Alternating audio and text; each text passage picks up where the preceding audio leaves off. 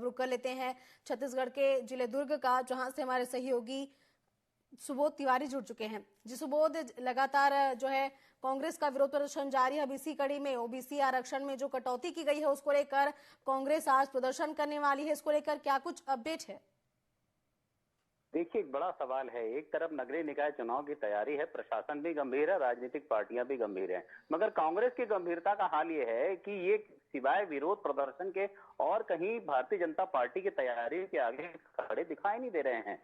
अगर कांग्रेस के विरोध प्रदर्शन के बारे में बात करें, आरक्षण को लेकर, खासकर ओबीसी और SC ST और इन सभी पदों को लेकर, कि अध्यक्ष और महापौर पदों को लेकर कहीं ना कहीं एक खास विशेष वर्ग की अनदेखी की जा रही है, और इसी बात को लेकर वे जो इस तरह के धरना प्रदर्शन का आयोजन कर रहे हैं, तो कहीं ना कहीं ये आम जनता को बरगलाने वाली बात भी साबित हो सकती है। क्योंकि जो भी अध्यक्ष पदों की लॉटरी सिस्टम से आरक्षण की पद्धति को पूरा किया गया है, वहां पर चक्रवार यानी कि प्रत्येक वर्ष कब किस वर्ष में किस पद को मिला था मौका और किस वर्ष नहीं मिला है, और साथ ही वहां पे जनसंख्या किस वर्ग विशेष की सबसे ज्यादा है। तो चक्रवार अगर जब देखा जाए, गणना की जाए और इस पूरे समीकरण का आकलन किया जाए, तो प्रशासनिक अमला बड़ी ही तल्लीनता और गंभीरता के साथ इस पूरे आरक्षण की प्रक्रिया को इसने पूरा किया है। बावजूद इसके कांग्रेस पार्टी के जो आला नेता हैं, वे कहीं ना कहीं इस पूरी प्रशासनिक प्रक्रिया के पीछे भारतीय जनता पार्टी की राजनीति को एक अहम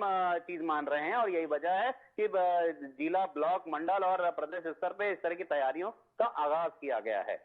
अब दूसरी वाली बात करें कि भारतीय जनता पार्टी नगरीय निकाय चुनाव को लेकर, त्रिस्तरीय पंचायत चुनाव को लेकर किस कदर गंभीर है, इससे साफ अंदाजा इस बात से लगाया जा सकता है अंदाजा कि लगातार बैठकें जारी हैं। कल ही दुर्ग जिले में प्रदेश प्रभारी जो यहाँ के जिला प्रभारी हैं राजीव अग्रवाल जी ने एक बड़ी बैठक में शामिल हुए, और उन्होंने साफ निर्देश दिए कि यहाँ चुनाव जो है वो कार्यकर्ता लड़ेंगे, यहाँ पार्टी के पदाधिकारी नहीं लड़ेंगे। जो कार्यकर्ता है उन्हीं के बीच में से किसी को पार्षद का प्रत्याशी बनाया जाएगा, तो किसी को महापौर प्रत्याशी बनाया जाएगा, या उनकी अपनी राजनीतिक गतिविधि है। दूसरी बात करें जिस तरीके से कि भाजपा की तैयारी का एक और कड़ी सामने आई है, जिसके तहत उन्होंने लगभग 19 मंडल टीम बनाई है, 19 मंडलों की, जिसमें 10 नगरीय निकाय हैं और 9 त्रिस्तरीय पंचायत चुनाव को लेकर निकाय मंडल हैं।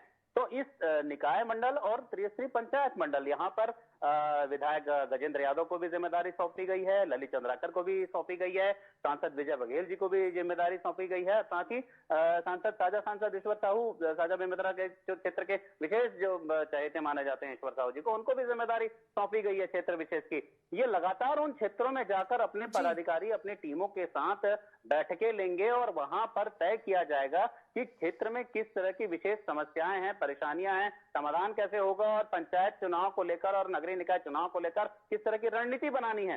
तो एक तरफ भारतीय जनता पार्टी की तैयारी इस कदर युद्ध स्तर पर चल रही है, तो वहीं कांग्रेस पार्टी विरोध प्रदर्शनों में ज्यादा बिजी दिखाई दे रही है। साफ समझ में आता है कि राजनीतिक पार्टियों को देखने का नजरिया जो है वह अब आम लोग अच्छी तरह से समझने लगे हैं।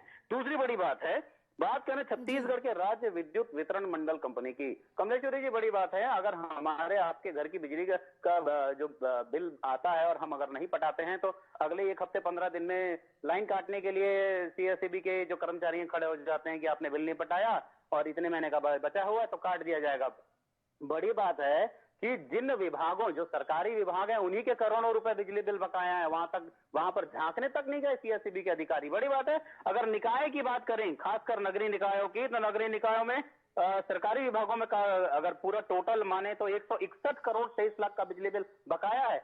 ऐसे में CSEB नुकसान में जाएगी कि लाभ में रहेगी? बड़ी बात है। अगर बात करें 57 करोड़ 81 लाख की, तो नगर पालिका निगम की बिजली बिल बकाया है। वहीं बात करें महिला बाल विकास विभाग की, तो 85 लाख बिजली बिल बकाया है। नगर पंचायत 15 करोड़ और 52 सरकारी विभाग, इस तरह से 52 सरकारी विभागों के लगभग 21 करोड़ रुपए बिजली के बिल बकाया है, जिसकी वसूली को लेकर CSEB के आला अधिकारी बिल्कुल भी गंभीर नहीं दिखाई दे रहे हैं। और बात की जा रही है कि जब तक राज्य शासन से बिजली बिल के मद की राशि नहीं आ जाएगी, तब तक बिजली बिल नहीं पटाया जाएगा। इसका मतलब 161 करोड़ का नुकसान तब तक CSEB के जो विभाग है वो सहता रहे, और बाकी जो जनता है, जो आम जनता है, जिनके यहाँ 1000, 1200, 1500, 2000 का बिजली बिल आता है, चाहे वो एक्सेस हो या मीटर्ड हो, लेकिन अगर वो बिजली बिल नहीं पटाते हैं तो उनके यहाँ की लाइन काट दी जाती है।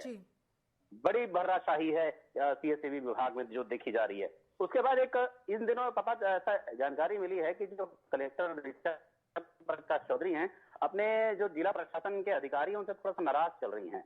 बात यह है कि कुछ दिनों पहले उन्होंने एक बैठक में, टीएल की बैठक में आदेश दिया था कि जो कर्मचारी अधिकारी काफी दिनों से ड्यूटी पर लगातार नहीं आ रहे हैं और जो योजनाएं बंद पड़ी हैं उनकी जानकारी उन तक पहुंचाई जाए, मगर अभी तक लगभग 1 से 1.5 हफ्ते 2 हफ्ते हो गए हैं, उन तक इस तरह की कोई भी जानकारी किसी भी अधिकारी ने नहीं दी है। यही वजह है कि कलेक्टर साहिबा इन दिनों अधिकारियों से काफी नाराज चल रही हैं। हो सकता है आने वाले समय में कलेक्टर साहिबा के द्वारा कोई बड़ा निर्णय, बड़े निर्देश या कड़ा आदेश जारी कर दिया जाए। कमलेश्वरी जी बिल्कुल, लगातार बिजली की जो आपने बात रखी उसमें अधिकारियों की बड़ी लापरवाही सामने आई है। इससे कहीं ना कहीं छत्तीसगढ़ के राजस्व में जो है असर पड़ेगा। फिलहाल तमाम जानकारियों के लिए आपका धन्यवाद सुबोध।